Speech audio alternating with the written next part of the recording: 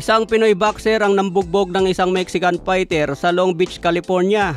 Winasak lang niya si Antonio Marquez sa loob ng round 1. May kartada na ngayon si Marquez na 4 wins 3 KOs may 2 talo. Hindi nakaporma ang Mexican sa sunod-sunod na atake ng Pinoy kaya inawat na lang ng referee, baka tuluyang mapulgas. Panalo si Josephat Navarro sa round 1, may bagong kartada na 5 wins 1 KOs may 3 talo na. Ayon sa record niya sa BoxRec, residence ito sa California, USA. Birthplace niya sa Pilipinas. Edad 34 na ito sa kasalukuyan pero konti pa lang ang laban. Sa ganitong edad kailangan aktibo sa boxing para makahabol sa pagiging top contender. Pero sa edad na 34 at konti pa lang ang laban mga boss, talagang mahirap. Kaya abangan po natin yan si Josephat Navarro mga boss. Sa iba pang balita, UFC legend na si Anderson Silva muling babalik sa boxing ring laban kay Chris Weidman.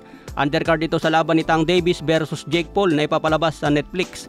Matatandaan na si Chris Weidman ang tumapos sa karera ni Anderson Silva sa UFC noong 2013. Bagamat hindi ito ang huling laban ni Silva sa UFC, dito naman nagsimulang pagbagsak niya dahil sa tinamong injury sa kanilang rematch. Sa unang laban nila noong 2013, knockout si Silva dahil sa pagiging kumpiyansa at cocky boxer niya sa harap ni Chris Weidman.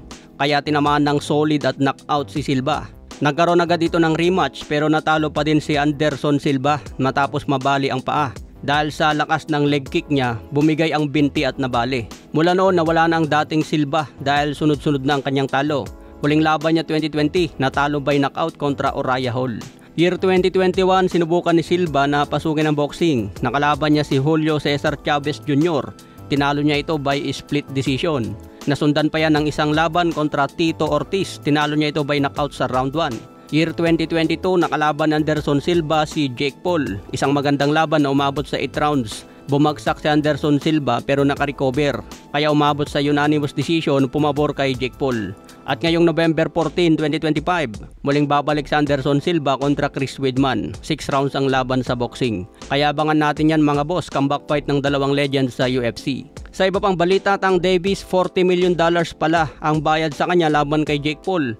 Kaya masama ang loob ni Lamon Roach Jr. Dapat daw binayaran siya ng step aside dahil biglang iba ang kalaban ni Tank Davis kahit may naka-schedule silang laban. Kaya pala pumayag si Davis na lumaban sa isang cruiserweight dahil $40 million ang offer. Katumbas po yan ng 2.3 billion pesos. Okay mga boss, abangan na lang po natin ang mga susunod na updates.